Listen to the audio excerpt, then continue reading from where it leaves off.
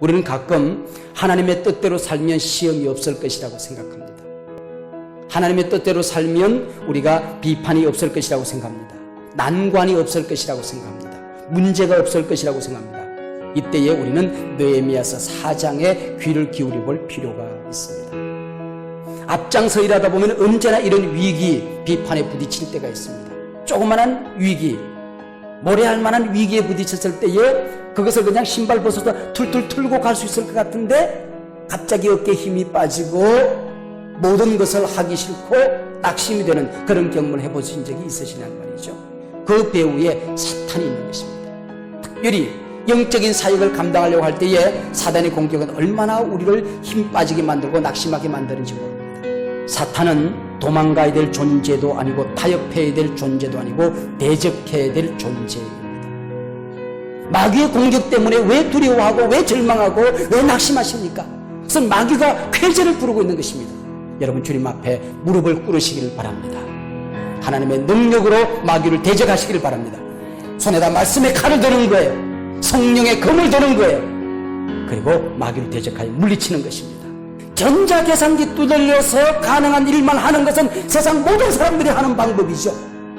내 경험에 맞는 것만, 내 상식에 맞는 것만 하는 것이 세상 사람들의 방법이죠. 그러나 우리는 하나님이 계시기 때문에 모든 사람들이 불가능해 보이는 것도 하나님은 하십니다.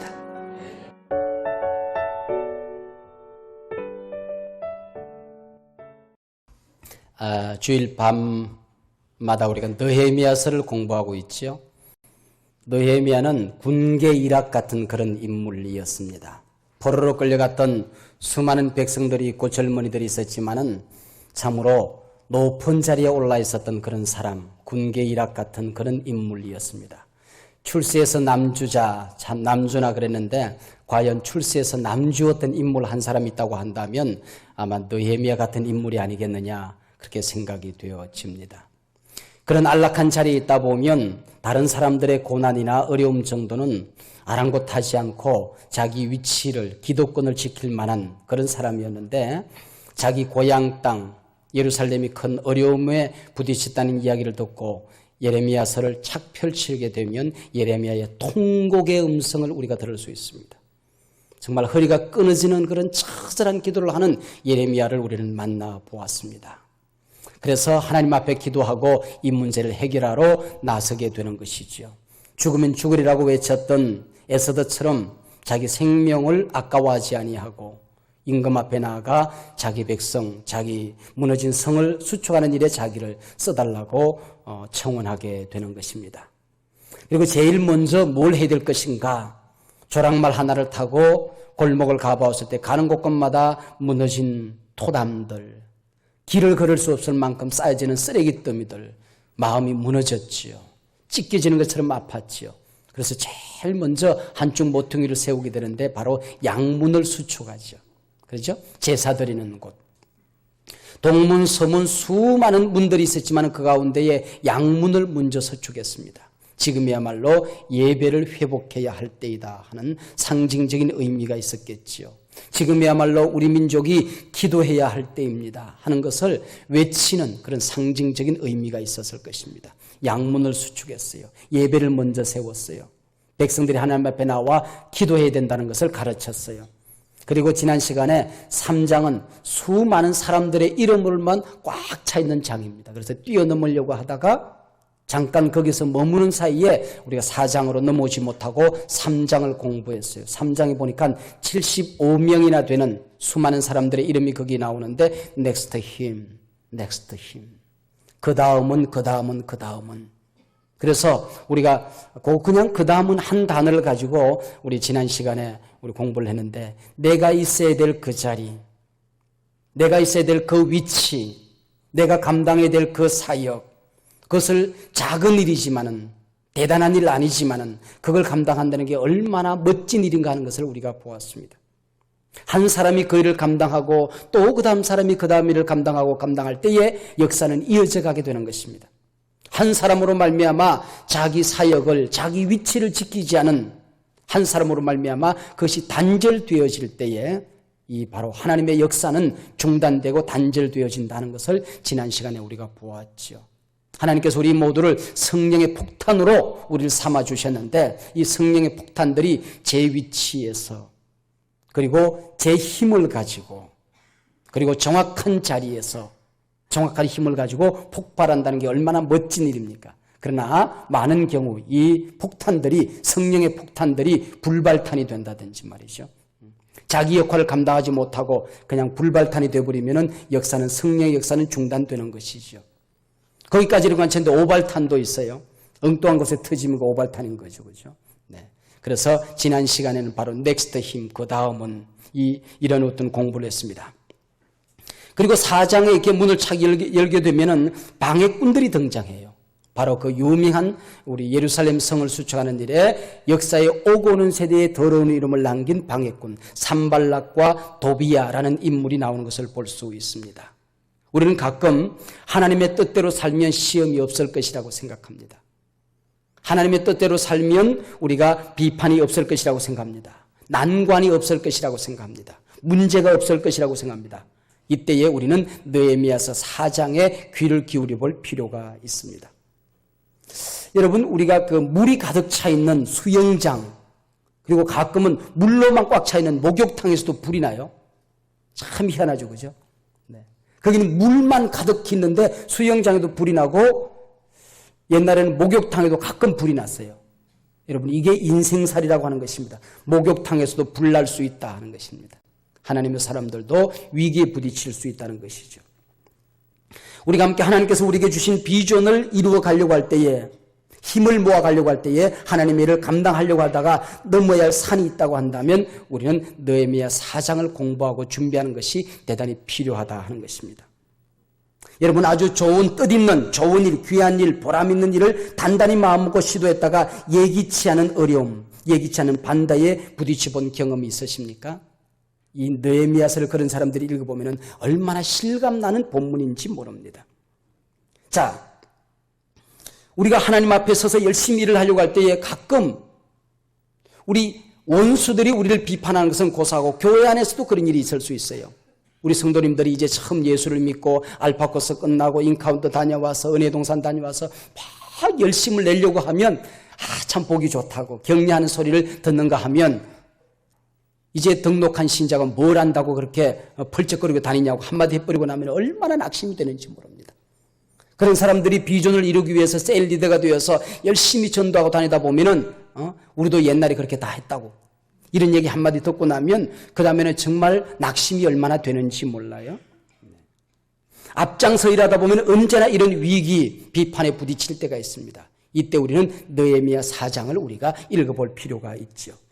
1절은 그렇게 시작하고 있습니다. 산발랏이 우리가 성을 건축한다 함을 듣고 크게 분노하여 지금 예루살렘 성이 무너진 성이 수축된다고 했을 때에 그래도 주변에 가까이 있는 이웃이라고 하면 손뼉을 쳐줄만 한데 도움은 못 줄 망정 그러나 산발랏이 분노했다 그렇게 얘기하고 있어요. 유다 사람을 비웃었다 그렇게 얘기하고 있어요. 자기 형제들과 사마리아 군대 앞에서 말하여 가로되 미약한 유다 사람들이 하는 일이 뭔가? 스스로 견고케 하려는가? 제사를 드리려는가? 하루의 일을 마치겠는가? 불탄 돌을 흙무더기에서 다시 일으키려고 하는가?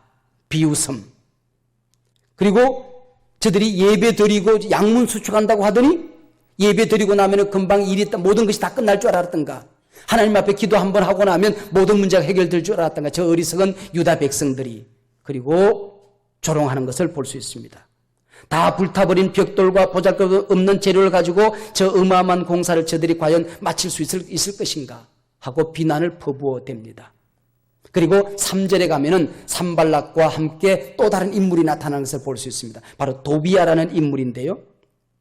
이 산발랏은 사마리아 사람 같고 도비야는 암몬 사람이었던 것 같아요. 암몬 사람 도비야는 곁에 있다가 이르되 저들의 건축하는 돌 성벽은 여우가 올라가도 곧 무너지리라. 한술 더 뜨지요. 힘없는 저 백성들이 성을 건축한다 한들 제대로 세우겠는가? 여우가 올라가도 무너질 것이다. 무슨 힘이 있다고 지가 그것을 할 수 있단 말인가 하는 것입니다. 우리가 여러분 운동선수가 앞장서서 일을 하려고 할 때에 응원 부대도 있고 야유도 있어요. 야유도 있습니다. 그러니까 응원을 하는 사람들은 우리 편이고 야유를 하는 사람은 적편이잖아요. 우리가 하나님의 일을 하려고 할 때에 언제나 응원도 받지만은 야유도 받을 수 있다고 하는 것을 오늘 느헤미야 4장은 우리에게 말씀하고 있는 것입니다. 이 생산적인 이 응원과 같은 것, 이것을 우리 생산적인 비판이라고 그러는데요. 이것은 보면 이 비판의 동기가 굉장히 순수해요. 굉장히 순수하고, 그리고 비판의 목적이 굉장히 긍정적이고, 셀 리더가 셀을 감당하려고 할 때에 그 사람들은 어떻게 하든지 셀을 세우려고 하는 건강한 목적과 건강한 방법을 가지고 있습니다. 이럴 때에 우리가 그 얘기를 통하여 힘을 얻게 되는 것이죠. 자, 오늘 본문에 보면 성 쌓는 일에 대해서 산발락과 도비아는 파괴적인 비난을 일삼고 있습니다. 성벽 건축만을 방해하는 것이 아니라 하나님의 역사를 지금 비난하고 있는 것을 볼 수 있습니다. 그런데 여기서 산발락과 도비아의 이 부정적인 공격과 부정적인 비판이 거기서 멈춰지는 것이 아니라 사마리아 사람들과 암몬 사람들이 떼거지가 되어서 그 다음에 비판하는 것을 볼 수 있어요. 1절과 2절에서는 산발락과 도비아 두 사람의 이름만 등장하는데 몇 절을 넘어가지 않아서 3절, 4절, 5절, 6절을 지나가다 보면 7절에 산발락과 도비아와 아라비아 사람들과 암몬 사람들과 아스돗 사람들이 예루살렘 성이 중수되어 그 퇴락한 곳이 보수되어 간다 함을 듣고 심히 분하여 이 사람들이 계속해서 늘어나고 있는 것을 볼 수 있습니다. 자, 이 산발락과 도비아의 비판과 조롱과 공격 앞에서 이스라엘이 태연하게 하나님의 도움 가운데 일을 시작했기 때문에 태연하게 일을 감당하면 얼마나 좋겠습니까? 그러나 인간은 그렇게 되지를 않는 거예요. 이런 위기에 부딪혔을 때에, 비판에 부딪혔을 때에, 조롱에 부딪혔을 때에, 공격에 부딪혔을 때에 뭐라고 얘기하는 거니? 기운이 다 빠져버렸다, 그렇게 얘기하고 있어요. 이게 인간이에요. 10절에 가서 보면 그렇게 되어 있습니다. 유다 사람들은 이러기를 흥무더기가 아직도 많거늘 짐을 나르는 자의 힘이 쇠하였으니 우리가 성을 건축하지 못하리라 하고 힘이 다 빠져버렸다. 힘이 다 빠져버렸다. 여러분, 이런 경험을 하신 적이 있으십니까? 하나님의 비전을 이루어가려고 할 때에, 하나님의 일을 앞장서 감당하려고 할 때에 뭔가 여러분들이 새로운 일들을, 의미 있는 일들을 세상에서, 사회에서, 학교에서, 마을에서, 뭔가 가정 안에서 새로운 의미 있는 일들을, 뜻있는 일들을 감당하려고 했을 때에 조그만한 위기, 모래할 만한 위기에 부딪혔을 때에 그것을 그냥 신발 벗어서 툴툴 털고 갈 수 있을 것 같은데 갑자기 어깨에 힘이 빠지고 모든 것을 하기 싫고 낙심이 되는 그런 경험을 해보신 적이 있으시냐는 말이죠. 그 배후에 사탄이 있는 것입니다. 여러분, 무슨 일을 감당하려고 할 때에 뭔가 공격에 의하여 힘이 쫙 빠질 때가 있을 거예요. 그때는 아하, 이게 사탄이 나를 지금 공격하는구나 하면 틀림이 없는 것입니다. 하나님은 언제나 우리에게 힘을 주시는 분이십니다. 할렐루야. 그래서 이사야 선지자의 말씀 가운데 보면 하나님은 힘 주시는 분, 새 힘을 주시는 분으로 나타나고 있어요. 영원하신 하나님, 땅끝까지 창조하신 자, 그는 피곤한 자에게 능력을 주시며 무능한 자에게 힘을 더하시나니 오직 여호와를 앙망하는 자는 새 힘을 얻으리니 다른 박질하여도 곤비치 아니하겠고 걸어가도 피곤치 아니하리로다. 할렐루야. 여러분, 하나님을 가까이 하면 힘이 와요. 하나님이 나를 찾아오시면 하나님 내게 언제나 위로를 주세요. 그러나 사탄은 내 어깨에 힘을 뺍니다. 특별히 영적인 사역을 감당하려고 할 때에 사단의 공격은 얼마나 우리를 힘 빠지게 만들고 낙심하게 만드는지 모릅니다. 저는 화요일부터 시작해서 일주일 동안 교회에 머물면서 보면 아침부터 저녁까지 계속해서 팀이 바꿔지면서 봉사하는 알파의 사역자들을 보면 그냥 찌웃고 지나가지만은 지나고 난 다음에 콧잔등이 시큰해지는 걸 느껴요. 그리고 제 방에서 제가 뭘 준비하려고 할 때에 저는 굉장히 신경이 예민한 사람이기 때문에 잡음이 들리면 뭘 준비가 안 되는데 참 이상한 것은요. 참 이상한 것은 찬양 연습을 하는 그런 소리를 들으면요. 잡음으로 들리지가 않아요. 알파를 위해서 막 왁자지껄하고 찬양하고 깔깔대고 웃고 떠드는 소리를 들으면 아무런 잡음으로 들리지가 않아요. 많은 사람들이 제 방에 들어와 보더니 이게 머리가 어질거려서 어떻게 여기서 뭘 하네요. 근데 알파를 생각하면은 나는 더 성실해지고 더 많이 기도하게 되고 내 방에서 문득문득 무릎을 꿇게 되거든요. 그분들을 생각하면 얼마나 힘이 되는지 몰라요. 얼마나 용기가 되는지 모릅니다. 그래, 이런 행복이 있지, 이런 기쁨이 있지. 사탄은 언제나 우리를 절망하게 만드는 반면 하나님은 언제나 위로의 하나님으로 우리에게 다가오고 있습니다. 우리 지난주일이었나? 지난주일인가?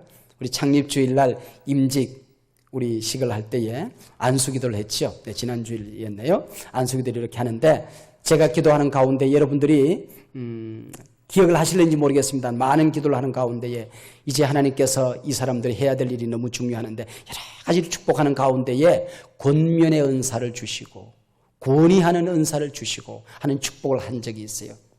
여러분들 우리 특별히 권사님들을 안수할 때는 제가 이걸 빠뜨리지 않았어요. 권위하는 은사, 권면의 은사를 달라고 기도했어요. 이 권면의 은사는 무슨 얘기냐면은 낙심한 사람들을 권사님이 찾아가서 기도하면 용기를 얻는 그런 은사를 얘기하는 것입니다. 힘 빠진 사역자들을 찾아가서 그분을 위해서 함께 붙들고 기도하면 그분의 얼굴만 한번 보여주면 주변의 사람들이 용기를 얻을 수 있는, 힘을 얻을 수 있는 은사를 얘기하는 것입니다. 여러분, 우리 교회 임직자들, 우리 교회 교역자들, 우리 장로님들, 권사님들, 안수 집사님들, 셀 리더들, 여러분 권면의 은사를 받으시기를 축복합니다.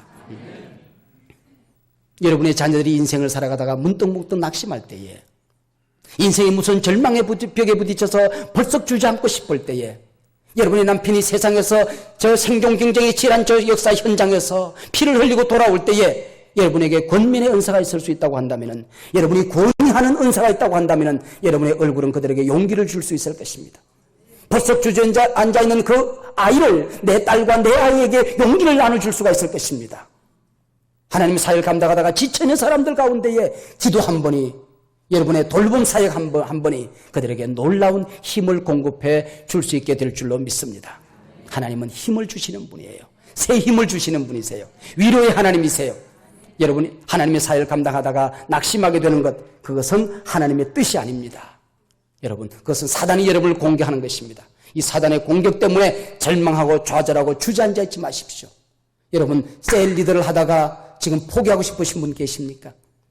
아이들을 가르치다가, 청소년들을 가르치다가 그들로부터 받았던 작은 상처 때문에 여러분이 이제는 사역을 포기해야지, 그만둬야지 하시는 분들 계십니까? 중보 사역 현실에서 감당하다가 이제는 지쳐서 못하겠다고 생각하시는 분이 계십니까? 여러분, 찬양대를 하다가 아니면 성가대에서 아름다운 봉사를 하다가 이제는 지쳐서 그만해야지 하시는 분들 계십니까? 그것은 하나님이 주신 마음이 아닙니다. 사단이 여러분을 지금 공격하고 있는 것입니다. 오늘 밤에 하나님의 위로하는 힘을 얻어서 새로운 사역도로 나아갈 수 있기를 주님의 이름으로 축복합니다. 거기서 멈추지 않았습니다. 산발락과 도비아의 공격 앞에서 그들은 두려워했다, 그렇게 얘기하고 있어요. 11절, 우리의 원수들은 이러기를 저희가 알지 못하고 보지 못하는 사이에 우리가 저희 중에 달려들어서 살육하여 역사를 그치게 하리라 하고, 적군들이 실제로 그렇게 했던 것은 아니에요. 원문을 보면 우리가 이렇게 멍하니 우리가 이를 쩔쩔매고 우리가 이 일만 감당하기도 너무나도 힘에 겨운데 원수들이 쳐들어와서 우리를 죽이면 어떡하나? 우리가 끼껏 세우는 성을 무너뜨리면 어떡하지? 하고 그들이 두려워했다, 그렇게 이야기를 하고 있습니다. 그때에 겁을 먹고 쩔쩔매고 있는 두림에 사로잡힌 백성들에게 14절에서 느헤미야는 그렇게 말합니다. 내가 돌아본 후에 일어나서 귀인들과 민장들과 남은 백성에게 고하기를 너희는 저희를 두려워 말고 지극히 크시고 두려우신 줄을 기억하고 너희 형제와 자녀와 아내와 집을 위하여 싸우라 하였느니라. 한번 따라하시기 바랍니다. 두려워하지 말고 크고 두려우신 하나님을 바라보라. 디모데후서 1장 7절에 보면 하나님은 우리에게 두려운 마음을 주시지 않는다라고 말하고 있습니다. 두려워하는 마음은 마귀에게서 오는 것입니다. 낭만 속에 빠지고 두려움의 포로가 되기 시작했을 때에 어떻게 우리는 여기서 벗어날 수 있는 것입니까? 어떻게 다시 일어날 수 있는 것입니까? 무너졌던 역사의 현장에서 우리가 어떻게 재기할 수 있는 것입니까? 그 방법이 무엇일까요? 4절에 보면 우리 하나님이여 들으시옵소서, 우리가 업신여김을 당하나이다. 원컨대 저희의 욕하는 것으로 자기의 머리에 돌리사 노략거리가 되어 이방에 사로잡히게 하시고, 하나님 앞에 나가서 기도하는 것입니다. 하나님의 백성이 조롱거리가 되었습니다. 하나님의 역사가 비웃음거리가 되었습니다. 하나님 어떻게 하시겠습니까? 하나님이 막아서 대적을 막아주셔야 되지 않겠습니까? 그리고 기도 내용이요, 예수 믿는 사람들이, 하나님의 사람들이 이런 기도를 해도 되나 할 만큼 무서운 기도를 하고 있는 것일 겁니다. 하나님, 저들이 욕하는 그 욕으로 자기의 머리에 돌리사 노략거리가 되어 이방에 사로잡히게 하시고, 여러분, 다윗은 얼마나 무서운 기도를 하는 것입니까? 하나님, 제가 터무니없는 공격을 지금 받고 있습니다. 하나님, 저 아이들이, 그의 아이가 고아가 되게 하시고 그의 아내가 과부가 되게 해주십시오. 여러분, 길거리 가다가 그냥 객사하게 해달라고 기도하는 것입니다. 그러나 다윗은 다시 회복합니다. 하나님, 아닙니다. 이제는 하나님만 의지하겠습니다 하고 마지막에 하나님을 찬양 기도로 마쳐요. 근데 느헤미야는 마지막에 회복하는 기도, 다시 그들을 용납하는 기도를 하지 않고 뭐라고 얘기하는 거니? 저희의 욕하는 그것으로 자기의 머리에 돌리사 노략거리가 되어 이방에 사로잡히게 해주십시오. 정면 공격하고 있는 것을 볼 수 있습니다. 왜 그랬을까요? 다윗은 죄는 믿지만은 죄인은 사랑하는 것이지요. 그러나 지금 느헤미야는 지금 이방 족속들을 향하여 지금 마귀를 대적하는 대적의 기도이기 때문에 그냥 하나님, 마귀를 지금 멸하여 주십시오라고 기도하는 것으로 맞춰버리고 마는 것입니다. 사탄은 도망가야 될 존재도 아니고 타협해야 될 존재도 아니고 대적해야 될 존재입니다. 악을 미워하고 죄를 미워하고 죄인은 사랑하는 것입니다. 그리고 마귀는 정면 공격하여 대적하는 것입니다. 어떤 분이 설명하는데 보니까요, 마귀는 동네 똥개하고 똑같대요. 우리가 마귀가 무서워서 도망을 가면요, 계속 롤롤 짖고 따라온대요, 이 강아지가. 그래서 도망가면 계속 따라와서 바지깡이를 금방이라도 물고 늘어질 거면 따라온다는 거예요. 그때에 동네 똥개를 대적하는 방법이 있어요. 도망만 가면 안 됩니다.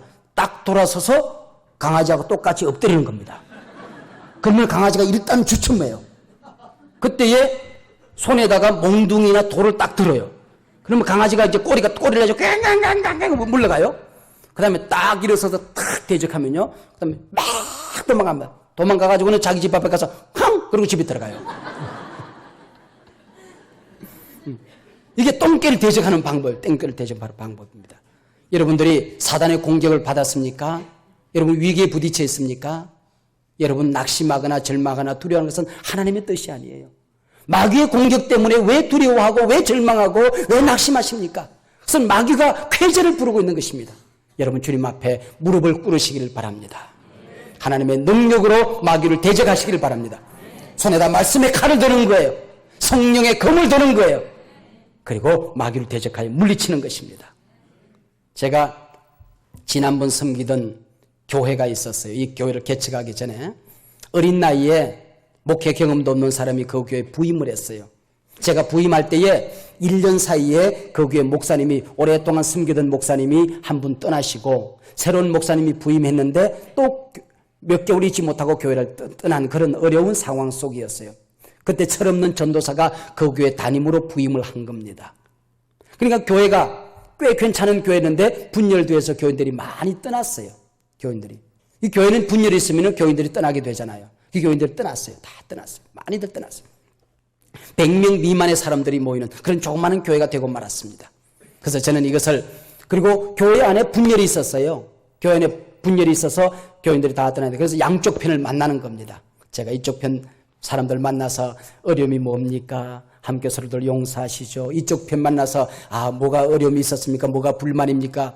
그랬더니 여러분, 기가 막힌 것은요, 문제를 해결하기 위해서 문제를 끄집어내서 이 문제는 이렇고 저 문제는 저렇고 이거는 이래서 옳고 저거는 저래서 옳고 신학적으로 이렇고 성경은 이렇고 논리적으로 이렇고 이렇게 역사적으로 이렇고 얘기를 하니까요, 문제가 계속 커져가는 거예요.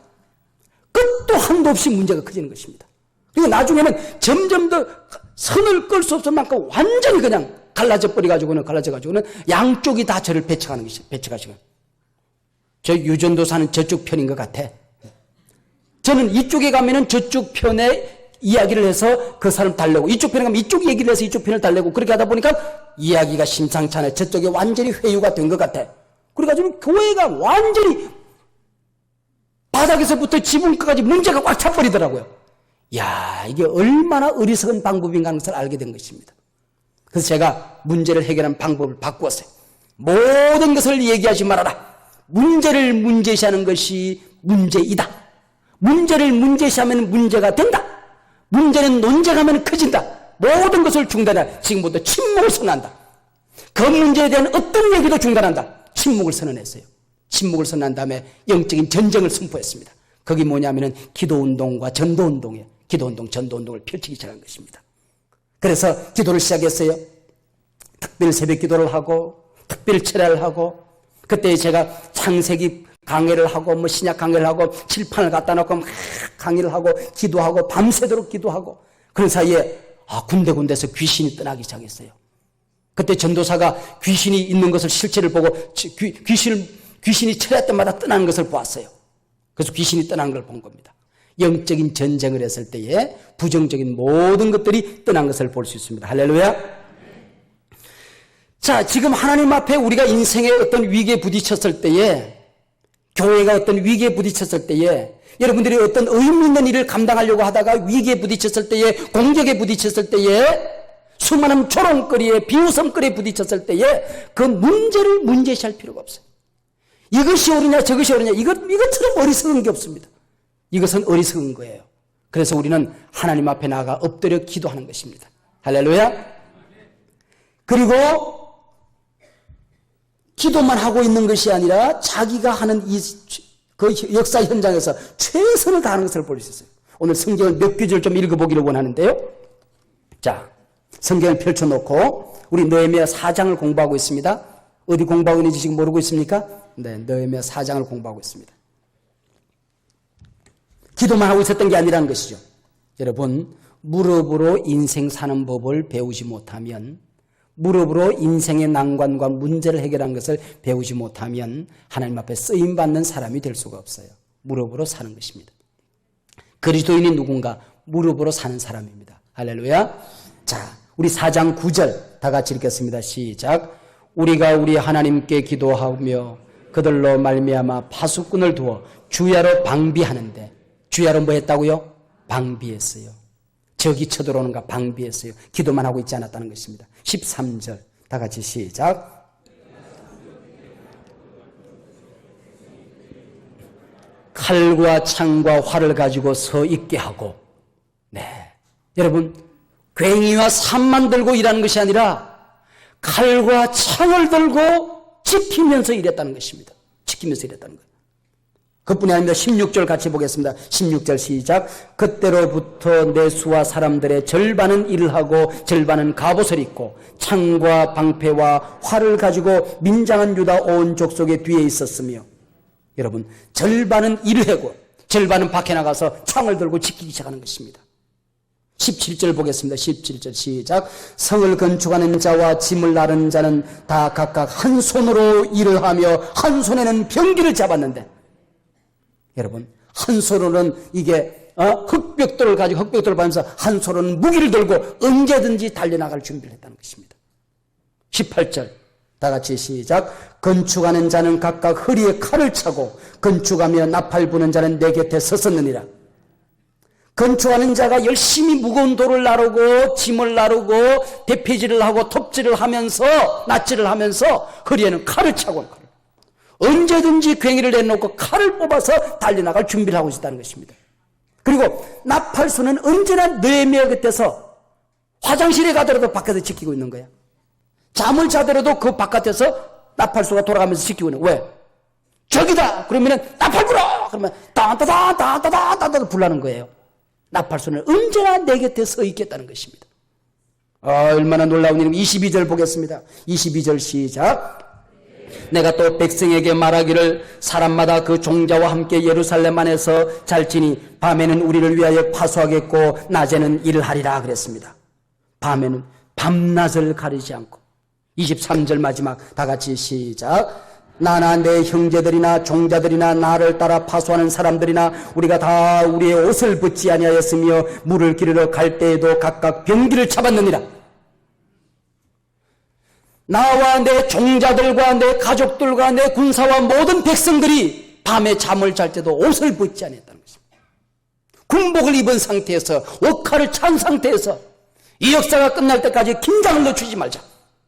마귀가 우리를 공격하는 것은 우리가 깨어 기도하고 저를 대적하라는 하나님의 음성이니만큼 우리가 다 무기를 차고, 그리고 옷칼을 쪼매매고 투구를 쓰고 밤에 잠을 자더라도 완전 복장하고 잠을 자자, 그 얘기입니다. 여러분들만 그렇게 하는 것이 아니라 나와 내 가족과 내 종자들과 내 모든 부관들까지 전부 다 그렇게 했다 얘기를 하고 있는 것입니다. 여러분, 기도는 눈을 뜨고, 이때야만 기도는 눈을 뜨고 있을 것 같아. 기도 눈 감고 기도하다가 적군이 밀려물어 들어가라.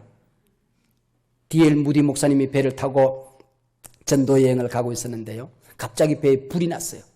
그랬더니 여기에 기도의 용사 D.L. 무디가 타고 있다는 걸 생각하고는 갑판장이 달려왔습니다. 선생님, 지금 배에 불이 났습니다. 우리를 위해서 좀 기도해 주십시오.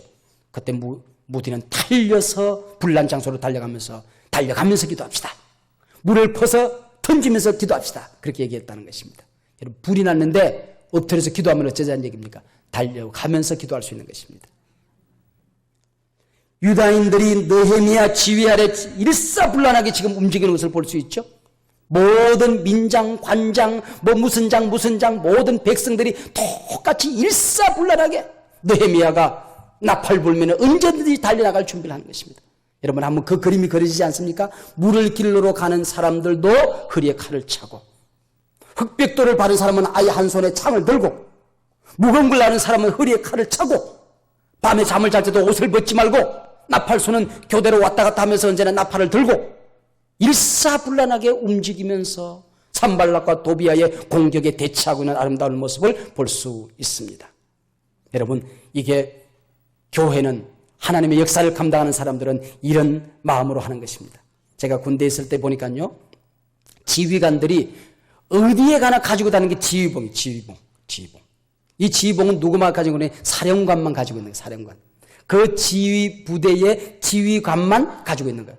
지휘봉은 둘이 아니에요. 딱 하나입니다. 하나. 사령관만 지휘봉을 가지고 있지 부사령관은 지휘봉이 없더라고. 자, 장로님 맞습니까? 네, 그게 맞는 거예요. 그러니까 사령관 외에는 이게 지휘봉이 없는 거예요. 부사령관은 지휘봉이 없어요. 무슨 연대장, 그럼 연대장이 있지 부연대장 이런 사람들에게는 지휘봉이 없는 거예요. 딱 지휘봉은 하나입니다. 하나. 느헤미야의 지휘봉하에 모든 백성들이 일사불란하게 움직이는 것입니다. 우리가 영적인 사역을 감당하려고 할 때는, 영적인 전쟁을 감당하려고 할 때는 이 지휘관의 지휘봉에 일사불란하게 움직이는 거예요. 우리 주님의 지휘에, 영적인 지도자의 지휘에 일사불란하게 움직이는 때에 교회는 힘있는 교회가 될 줄로 믿습니다. 자, 14절에 또 놀라운 말씀이 있습니다. 세 번째로 어떻게 했습니까? 기도하고 일하면서 달려가면서 우리가 일하고 기도하고. 자, 세 번째 14절 다 같이 읽어보겠습니다. 14절 다 같이 시작. 내가 돌아본 후에 일어나서 귀족들과 민장들과 남은 백성에게 말하기를 너희는 그들을 두려워하지 말고 지극히 크시고 두려우신 주를 기억하고 너희 형제와 자녀와 아내와 집을 위하여 싸우라 하였느니라. 지극히 크시고 두려우신 주를 바라보라 하는 것입니다. 여러분의 하나님은 얼마나 크신 분이십니까? 우리가 믿는 하나님은 얼마나 크고 놀라우신 분이시고 두려우신 분이십니까? 내가 당하고 있는 위기보다 하나님은 작은 분이십니까? No. 여러분이 어떤 위기에 부딪혔다 할지라도 여러분이 당한 위기보다 그 하나님은 크신 분이십니다. 여러분이 가지고 있는 그 문제가 얼마나 심각하고 큰지 나는 알지 못하나 여러분이 당하고 있는 문제보다 하나님은 더 크신 분이십니다. 여러분을 가로막고 있는 큰 철벽이, 장벽이 여러분을 가로막고 있고 장애물이 여러분을 가로막고 있다 할지라도 여러분 두려워하지 마십시오. 하나님은 우리가 당한 장애물보다 더 위대하고 크신 분이십니다. 백성들을 향하여 하나님의 관점으로 보라는 것입니다. 크고 두려우신 하나님을 바라보라. 크고 두려우신 하나님을, 지극히 크고 두려우신 하나님만 바라보면 세상을 두려워하지 않을 수가 있겠기 때문입니다. 할렐루야. 12명의 정탐꾼 가운데에 갈렙과 여호수아만이 하나님의 관점으로 보았어요. 아브라함에게 자식을 주겠다고 얘기했을 때에 인간의 관점으로 보면, 내가 가지고 있는 육체적인 조건으로 보면 그것은 전혀 불가능한 일이었습니다.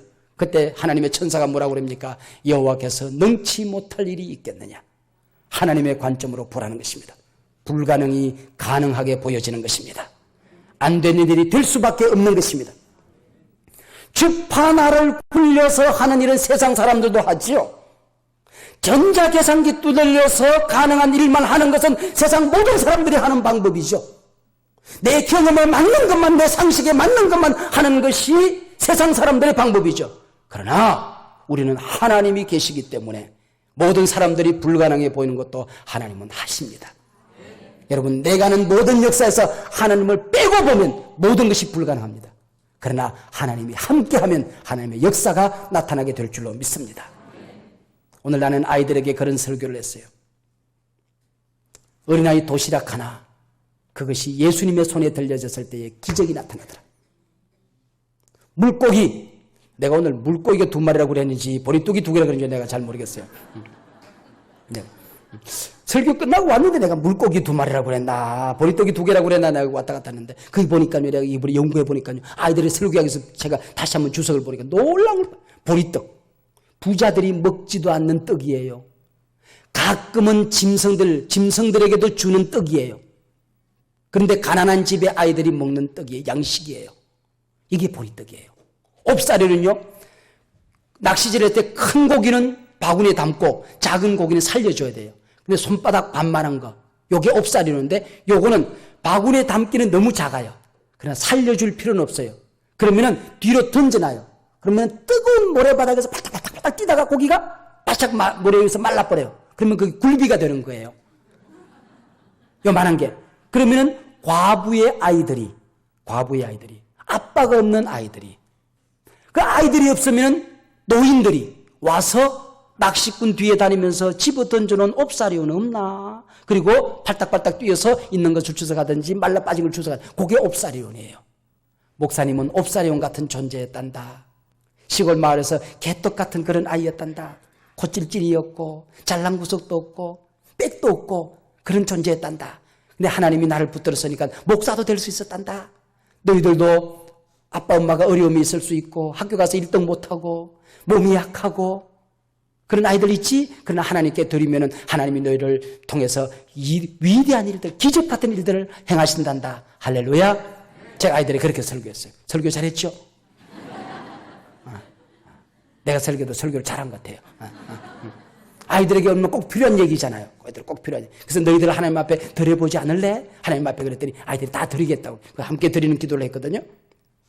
하나님의 관점으로 보는 것입니다. 여러분, 하나님만 두려워하면 세상이 두렵지 않습니다. 하나님만 두려워하는 우리 성도님들이 되시길 바랍니다. 그때 느헤미야의 메시지에 우리 귀를 기울이십시다. 15절 다 같이 시작. 우리의 대적이 자기의 뜻을 우리가 알았다 함을 들으니라. 하나님이 자기의 꾀를 패하셨으므로 우리가 다 성에 돌아와서 각각 일하였는데, 그렇게 됐죠. 옛날 일은 옛날 번역은 역사라고 되는데, 하나님의 간섭이 시작되니까 저희의 꾀가 패하여졌느니라.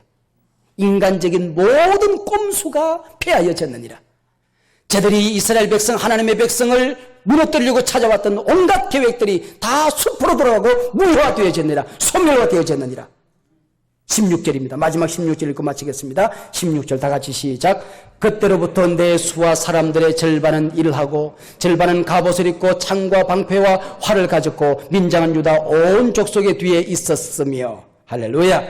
그때로부터 하나님을 바라보기 시작한 그때로부터 새로운 역사가 일어나기 시작하는 것입니다. 여러분, 문제를 바라다 보면 문제만 보입니다. 어둠을 바라다 보면 세상은 모두 어둡게만 보입니다. 그러나 하나님을 바라보기 시작하면 그때로부터 하나님의 간섭의 손길이 여러분에게 찾아오게 될 줄로 믿습니다. 하나님이 그 역사에 개입하는 일들이 일어나게 될 줄로 믿습니다. 그때로부터 이제 새로운 기적의 역사가 펼쳐지게 되는 것입니다. 닫힌 문이 열려지기 시작하는 것입니다. 절망하고 좌절하고 앉아있는 넋두리하고 있는 그 영혼들이 힘을 가지고 용기를 가지고 꿈을 가지고 희망을 가지고 자리에서 박차고 벌떡 일어나게 되는 것입니다. 갑자기 믿음이 용솟음 쩔으면서 할 수 있다고 말하게 되는 것입니다. 하나님이 우리와 함께 계신다고 선언하기 시작하는 것입니다. 할렐루야. 여러분들, 어떤 일들이 여러분을 지금 괴롭히고 있습니까? 여러분 주변에 산발랏은 무엇이며 도비아는 무엇입니까? 여러분, 오늘 느헤미야 4장이 새로운 역사를 시작하는 인생의 위기가, 이스라엘 역사의 가장 무서웠던 위기가 가장 위대한 전환점으로 변화되어졌던 것처럼 여러분 삶의 현장에서 이 위기가, 어려움이, 문제가, 난관이 가장 위대한 출발점, 위대한 전환점으로, 위대한 새로운 역사의 시작점으로 이 시간이 여러분에게 다가오기를 주님의 이름으로 축복합니다. 기도하겠습니다.